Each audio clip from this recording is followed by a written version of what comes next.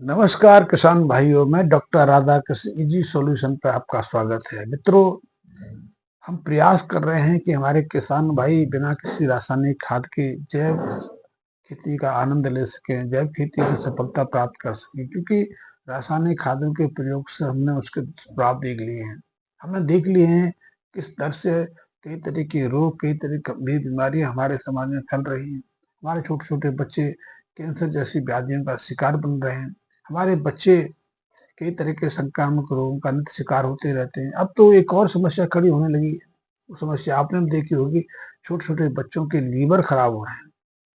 यद्यपि लीवर एक ऐसा अंग है शरीर का जो सहजता से खराब नहीं होता, बीमार नहीं पड़ता, और लीवर की कोशिकाओं में एक विशेषता रहती है। विशेषता ये रहती है, जब तक कि लीवर 70% तक खराब ना हो जाए, उसकी विकृति स्थायी ना हो जाए, तब तक उसके कोई लक्षण भी प्रकट नहीं होते, हमें स्वस्थता दिखाई देती है। लेकिन जब एक बार लीवर खराब हो जाए, लीवर की कोशिकाएं नष्ट होने लगे, तो उनको ठीक करना भी सहज नहीं रहता। इसलिए आप देखते हैं कि जिस व्यक्ति का एक बार लीवर खराब हो गया, चाहे विषाक्त पदार्थों के सेवन से हो जाए, चाहे शराब के सेवन से हो जाए, या कुछ दवाओं के सेवन से हो जाए, तो फिर उसको स्वस्थ करना बहुत मुश्किल है। आज के लीवर प्रत्यारोपण जैसे कई प्रयोग हो रहे हैं, लेकिन अभी तक एक भी प्रयोग हमारे सामने ऐसा नहीं आया किसी ने लीवर प्रत्यारोपण करके तो सुदीर्घ जीवन को पाया हो, लंबे जीवन को पाया हो, स्वस्थ जीवन का आनंद लिया हो। तो जिस तरह से बीमारियों का प्रकोप बढ़ रहा है, और लीवर की बीमारियां बच्चों में भी हो रही हैं। आजकल तो कई तरह के वायरस लीवर को संक्रमित करने लगे हैं। आपने हेपेटाइटिस हेपेटाइटिस के बारे में सुना हो। कई तरह के हेपेटाइटिस के जिम्मेदार जो वायरस हैं, उनका प्रकोप बढ़ता जा रहा है। तो इन सबसे बचने के लिए ऑर्गेनिक पदार्थ बहुत महत्वपूर्ण है। लेकिन पिछले जब से हमारे देश में हरित क्रांति की शुरुआत हुई है, मॉडर्न खेती की शुरुआत हुई है, उससे एक फल तो मिला हमें। उससे पहले तो ऐसा कहते हैं, मैं तो इस बात पर ज्यादा भरोसा नहीं करता कि हमारे देश में आहार की कमी थी, खाद्यान्न की कमी थी। कि जब हम देश आजाद हुआ, तब तो हमारी आबादी 32 करोड़ के आसपास थी, और 32 करोड़ के बावजूद भी हम 40-50 मिलियन टन के आसपास खाद्यान्न का उत्पादन ले लेते थे। लेकिन यदि कंपेरिजन आज की तुलना में करें, आज तो हमारी आबादी 140 करोड़ के आसपास है, और अब हमारा खाद्यान्न का उत्पादन 3.5 लाख टन के आसपास है। और हम कई जो खाद्यान्न है, जैसे गेहूं है, चावल है, गन्ना है, इसमें तो हम शीर्ष प्रथम 2 स्थानों में, 3 स्थानों में हैं। अब तो हमारे पास इतना गेहूं का उत्पादन हो रहा है कि हम अपनी जरूरत ही नहीं, कई देशों की जरूरतें पूरी कर रहे हैं। आज हमारे देश से 60 देशों को गेहूं का जो निर्यात किया जा रहा है।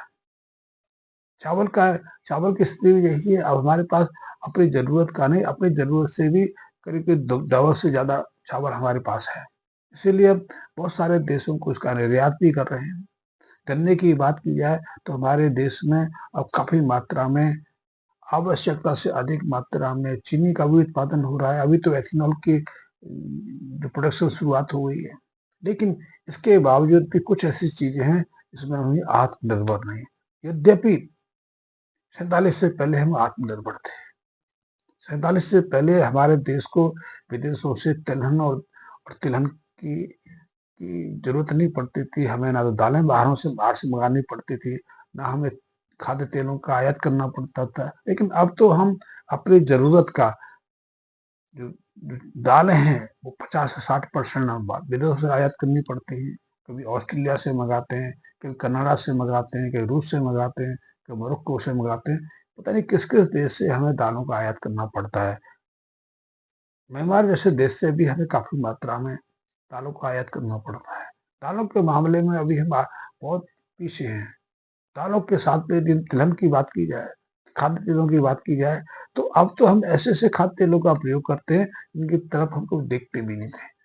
पाम ऑयल जो बेसिकली किसी समय दिए, मोमबत्ती बनाने का काम आता था, जो सावन बनाने का काम आता था, या इंजन चलाने का काम आता था, आज हमारा प्रमुख खाद्य तेल बन गया है। और उस पर लाखों डॉलर्स हमें हर साल कई देशों को देने पड़ते हैं। यद्यपि हमारी स्थिति ये थी, 1980 तक भी ये स्थिति थी कि हम बाहर से किसी खाद्य तेल को जरूरत हम सेवन करना पसंद नहीं करते थे। कि हमारे यहाँ गाय होती थी, कुछ लोगों के घरों में भैंसें भी होती थी, तो गायों के भैंसों के दूध से ही इतना घी मिल जाता था, इतना देसी घी मिल जाता था कि हमें किसी तेल की खरीदने की जरूरत ही नहीं पड़ती थी।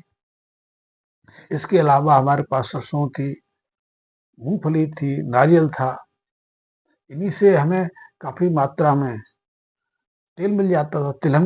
तिल का तेल तो हमारे लिए बहुत महत्वपूर्ण माना जाता है, और सर्दियों के अंदर तिल का तेल सेवन करना, तिल खाना हमारी हड्डियों को मजबूत करता है, हमारी कई तरह की रोगों से सुरक्षा प्रदान करता है। अब तो तिल खाना ही हमारे देश के अधिकांश लोगों ने छोड़ दिया। कुछ जगह तो सर्दियों में गजक आदि के रूप में तिलों का प्रयोग कर लिया जाता है, अन्यथा अधिकांश लोगों ने तिलों का प्रयोग करना छोड़ दिया। इसलिए हमारे दांतों पर भी प्रभाव आ रहा है, हड्डियां कमजोर हो रही हैं, हड्डियां भुरभुरी हो रही हैं, हड्डियों में फ्रैक्चर की गति बढ़ गई है, और तिल के माध्यम से हमने बहुत सारी चीजों को गंवा दिया है। और तिल के मामले में भी हम दूसरे देशों पर आश्रित हो गए। मलेशिया, इंडोनेशिया जैसे देशों से हमें काफी मात्रा में पाम ऑयल का आयात करना पड़ता है। कई जगह सूरजमुखी का तेल आयात करना पड़ता है, कुसुम का तेल आयात करना पड़ रहा है। तो हमारी स्थिति ठीक नहीं है, जबकि हम अपने देश में भी तिलहन का और दलहन का उत्पादन कर सकते हैं, क्योंकि हमने पिछले जब से हमारे देश में हरित क्रांति की सूत्रपात हुई, नई खेती की शुरुआत हुई, हमारे जो कृषि विशेषज्ञ हैं, हमारे किसान भाइयों को गुमराह कर दिया, कुमार्ग कर दिया, उनके मार्ग को भटका दिया, और हम सिर्फ 2-3 फसलों के पीछे पड़ गए। अधिकांश किसान यहाँ कभी चावल नहीं होते थे, वहां चावल उगाने पर लग गए। क्यों? क्योंकि चावल उगाने के लिए अब भूमिगत जल का प्रयोग होना शुरू कर दिया। पंजाब में तो सिर्फ 2 फसलों पर, 3 फसलों पर ही वहां के किसान केंद्रित है। पहला है गेहूं, दूसरा है चावल, तीसरा है आलू। इसके अलावा किसी क्षेत्र में थोड़ा वो गन्ना हो जाता है, किसी क्षेत्र में थोड़ा वो कॉटन हो जाता है, थोड़ी बहुत साग सब्जियां हो जाती है, अन्यथा इन 3-4 फसलों पर ही वो केंद्रित है। यही क्रम पूरे देश में शुरू हो रहा है। अन्यथा 1950 से पहले पंजाब में काफी मात्रा में दालों का भी उत्पादन होता था। पंजाब में, हिमाचल प्रदेश में, जम्मू कश्मीर में एक कुथली की दाल का प्रयोग होता था। आप किसी को जाके पूछ ले, कुथली की दाल आपको कोई परिचित आदमी नहीं मिलेगा, लेकिन किसी समय वहाँ की प्रमुख दालों में से एक दाल कुथली की होती थी। कुथली की दाल से उनका लीवर भी स्वस्थ रहता था, किडनी आदि में, गुर्दे आदि में पथरी की समस्या नहीं होती थी, किडनी और गुर्दे स्वस्थ रहते थे। लेकिन अब लोगों ने उसका सेवन करना तो छोड़, उसको स्मरण करना ही छोड़ दिया है। इसी तरह कुल्थी के अलावा उड़द की दाल भी काफी होती थी पंजाब में, तो आज भी माँ की दाल बहुत प्रिय है।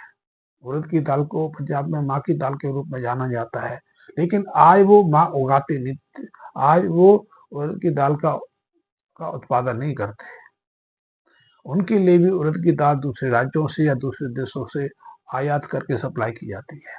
लेकिन जब तक हम पुनः अपनी कृषि के उस रूप में नहीं आएंगे, मिश्रित कृषि का, सह फसली खेती की शुरुआत नहीं करेंगे, तब तक हमारी मिट्टी की गति यही रही। पंजाब की मिट्टी आज बंजर खेती में शामिल हो गई है। सिंचाई के रूप में उसे अधिक मात्रा में जल का प्रयोग करना पड़ रहा है, इसलिए वहाँ जल की जो स्तर है निरंतर घटता जा रहा है। और पंजाब में भूमिगत जल को लेकर वहाँ वार्निंग दी जा रही है, चेतावनियां दी जा रही है कि यदि किसी का यही रूप रहा तो वहाँ जल की भारी कमी हो जाएगी। तो मेरा किसान भाइयों को संदेश ये है कि आप जो भी फसल लें, सोच समझ के लें, समझदारी पूर्वक लें। सिर्फ गेहूं को, चावल को, गन्ने के पीछे मत पड़े, आलू के पीछे मत पड़े। आप तिलहन के माध्यम से, दलहन के माध्यम से तेल पैदा करने वाले जो फसलें हैं, इसमें मूंगफली है, इसमें तिल है, इसमें सोयाबीन है। सोयाबीन का प्रचलन अब शुरू हो गया, सोयाबीन भी कोई ज्यादा प्रमुख और प्राचीन फसल हमारी नहीं रही है, लेकिन उसका भी प्रश्न काफी बढ़ गया है। मध्य प्रदेश तो सोयाबीन में बहुत प्रमुख है।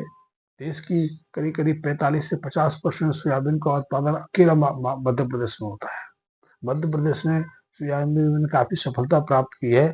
और सोयाबीन के अलावा गेहूं में, कई तरह के फलों में मध्य प्रदेश भारत में प्रथम स्थानों पर है, क्योंकि पिछले 10-12 सालों में कृषि को लेकर मध्य प्रदेश में एक नई जागरूकता आई है।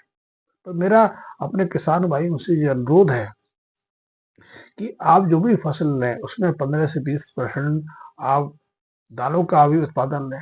दालों के जब आप मिश्र खेती के रूप में दालों का प्रयोग करते हैं तो इससे रासायनिक खादों की आवश्यकता घटती है, मिट्टी का उपजाऊपन बढ़ता है, मिट्टी के अंदर कार्बनिक पदार्थों की वृद्धि होती है, ह्यूमस की वृद्धि होती है, और जो आपने सूक्ष्म माइक्रोब्स को अपने खेतों से अदृश्य कर दिए हैं, मार दिए हैं, समाप्त कर दिया है, उनका पुनर्स्थापना होता है।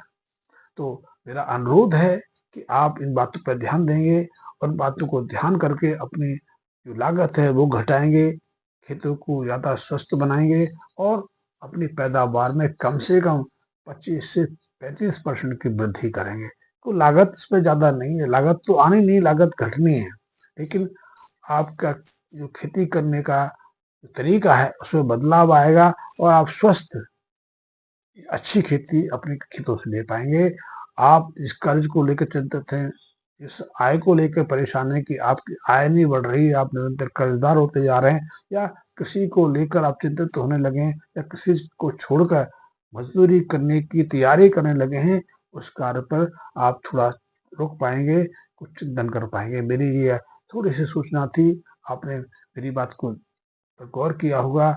आपका कोई अनुभव हो, आपका कोई शंका हो, कोई प्रश्न हो तो निसंकोच मुझसे संपर्क कर सकते हैं। धन्यवाद मित्रों।